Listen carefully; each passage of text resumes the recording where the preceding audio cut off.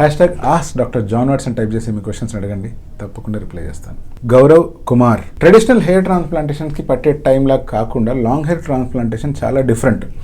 దీంట్లో జరిగే పాయింట్ ఏంది అంటే, ఒక వ్యక్తికి కనుక చాలా తక్కువ హెయిర్ లాంగ్ హెయిర్ ట్రాన్స్ప్లాంట్ ద్వారా ఇంప్లాంట్ చేయించుకోవాలి అనుకోండి. ఫర్ ఎగ్జాంపుల్, ఓన్లీ బియర్డ్ ఏరియాలో కొన్ని ఏరియాస్ మాత్రమే డెఫిషియెంట్గా కనిపిస్తున్నాయి, వాటిని కవర్ చేసుకోవాలి అనుకోండి. వాళ్ళకు అవసరమయ్యే నెంబర్ ఆఫ్ గ్రాఫ్ట్స్ని బట్టి టైం అనేటువంటిది డిసైడ్ అవుతుంది. సపోజ్ కొంతమందికి ఓన్లీ ఫ్రంట్ ఏరియాలో మాత్రమే లాస్ ఉంది, దాంట్లో కూడా ఒక సైడే ఎక్కువ లాస్ ఉంది, మిగతా వైపు గురించి నాకు పెద్దగా వరి లేదు, అలా ఎవరైనా అనుకుంటున్నాను, అటువంటి వాళ్ళకు కూడా టైం అనేటువంటిది దాన్ని బట్టి డిసైడ్ అవుతుంది.